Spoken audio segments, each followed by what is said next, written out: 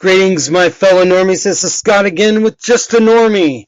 Today, I'm gonna give my opinion on a few things. I'm gonna change it up a little bit and stuff like that. It's kind of slow in some of the stuff that I've been covering and stuff. So this is gonna be kind of an experiment. So kind of bear with me a little bit. But I just want to let you all know that this past week, SpaceX soared with Starship hop. With also a Starlink launch 5 hours apart. And I don't know if you are all watching and stuff, but the Starship prototype, Series 6, ignited its lone Raptor engine and lifted off, soaring to almost 500 feet into the South Texas sky before landing on a concrete pad a few hundred feet away. While largely unrelated from the technical and operational perspective, the back-to-back launch and hop still demonstrated the one thing in particular. SpaceX remains as committed as ever to both its most ambitious projects. You know, I don't know about you, but I I didn't grow up in the Apollo era and stuff. I'm 45 years old. I grew up in the 70s, in the 80s. Yes, the 80s suck. I know, but and all that. So watching Tesla launch and use these reusable rockets and bringing them back to Earth and so on and so forth is just a remarkable feat. I'm not saying that it's not always been there, but I have to say that just watching them and what they do and how they're doing it and stuff like that is just remarkable. And it's a great feeling to watch and stuff. I get so excited because we know that Elon has talked about going to Mars with this and stuff. He's talking about making the Starship go to Mars, I think, if I'm not mistaken, around 2022 or maybe even 2021. I'm not really sure. The schedule keeps on changing a little bit and stuff like that, but I'm just not too sure. But he's going to send quite a few things and stuff like that. And I don't know if you all like really pay attention to this, but Elon owns SpaceX, Tesla, The Boring Company, is that Neuralink, and so many other things. And now this new project for Starlink satellites and stuff, so it can bring internet to vast areas of the world and stuff like that. Very rural, isolated areas that can't get internet, of course, stuff like that. But what does Mars not have? They don't have a communication network in orbit. So if Starlink is successful and stuff like that, we're going to have our own operational internet Starlink in orbit of Mars and stuff, I believe that there's at least a 12 to 15 minute delay between Earth and Mars. And what I think will come out of that is, these little satellites, I think they're very, very small, if I'm not mistaken.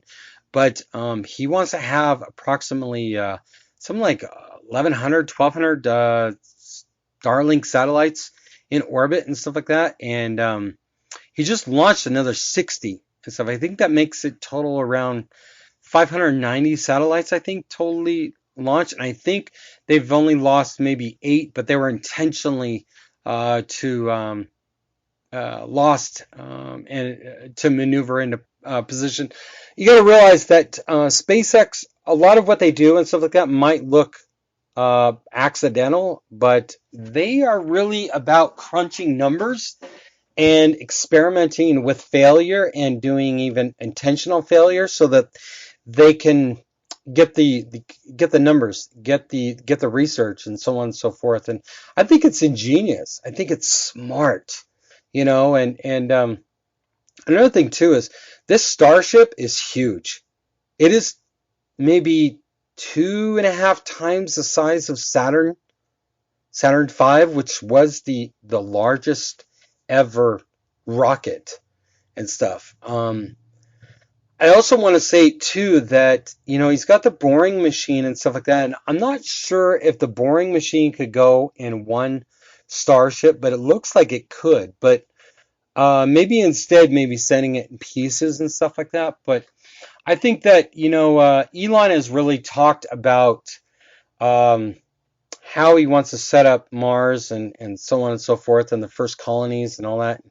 And my opinion of that is I think that we need to send a lot of equipment ahead of any humans arriving there, even having the potential of maybe a small team of humans that land next to maybe a mountainside or some sort and stuff with a boring machine. And the reason I say that is because I think that instead of living on the surface, I think that the best option for us is to actually bore into a mountainside, something like Cheyenne Mountain, for example.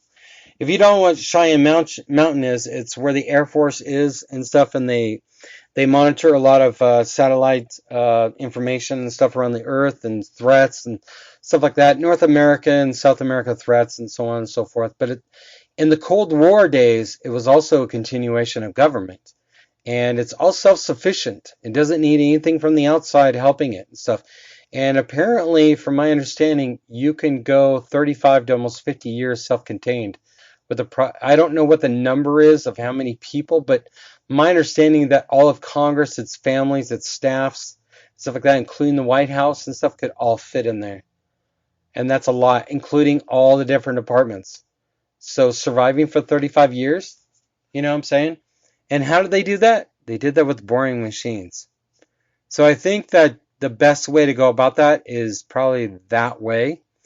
Or another way, I think, too, as well, is maybe finding a small crater and the potential of maybe putting a lid over it or somehow covering it with 3D printers or something, I don't know, and then making maybe an upside down environment, you know what I'm saying? But I think that I'm really, really excited. I'm really looking forward to the coming years of what SpaceX does, stuff like that. I'm saving up so that I can get a down payment to put down on a Tesla because I really want a Tesla S model and stuff. I'm almost there and stuff. I'm just trying to arrange my finances and stuff like that so that I can afford it and all that. But that's another thing too. Tesla's all, powered, you know what I'm saying, and stuff like that. You can do it with solar and batteries and so on and so forth. But I think that that's another energy creator or creation and stuff like that we'll definitely need on Mars, you know what I'm saying? Stuff like that. But it might even be more beneficial to have windmills, you know what I'm saying? Because there's so much wind on Mars these days that we have found and stuff like that. But and getting back to that hop and stuff like that and the satellites, according to SpaceX, the 60 Starlink 11th spacecraft are healthy after reaching their final orbits. So there's an additional 600. There's a full capacity now of 640 operational satellites in orbit. SpaceX has planned for another 2 Starlink launches this month. And all that. He's going to be, dude, I'm telling you, they're going to be raking in the cash. And so I really tend to think that Elon is really going to just, I can't say enough, but I think what he's doing and how he's going about it, I think it's great. And he's so transparent about everything. Unlike so many of the other defense contractors over the decades that have had contracts and stuff, they're so closed-minded and hiding things when there's no need to. You know what I'm saying? Is that there was another thing too that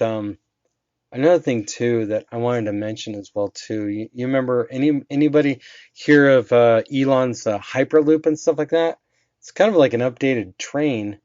It's with an air pocket and stuff like that, and it's kind of like the old technology where you would put air in a tube and then just shoot something through it and stuff. Usually you would see it on old banks, stuff like that, kind of like when you shoot something back and forth, or like you go to the pharmacy and stuff like that, and you roll up in your car and you're sending it that way. It's the same technology. It's old technology from the 40s and 50s. But I think that it's something to very, very much look at and keep an eye on and stuff like that. Tesla has their own website called Tesla. It's TESLARATI.com. Stuff like that. It's everything Tesla or everything Elon. You know what I'm saying? All his businesses and so on and so forth and all that stuff. But I'm gonna end this and stuff. Check out some of the stuff. I'm gonna put some links down below and stuff and all that. And let me know your thoughts down below. I know it's a little different from my from what I usually do and stuff, but I want to kind of experiment a little bit. I want to see what gets a little bit of traction, what doesn't, and all that. And I really appreciate everybody's liking and watching my videos and stuff. It really means a lot because I know I'm new to this and stuff, and I know it's going to take a while to build and all that, and I'm really enjoying it and stuff. I can't believe this past couple weeks my numbers have just shot up like there's no tomorrow. So I want to thank you all again, all my fellow normies out there, and I want you to take care, be safe out there, and I'll be talking to you on the next video. Bye.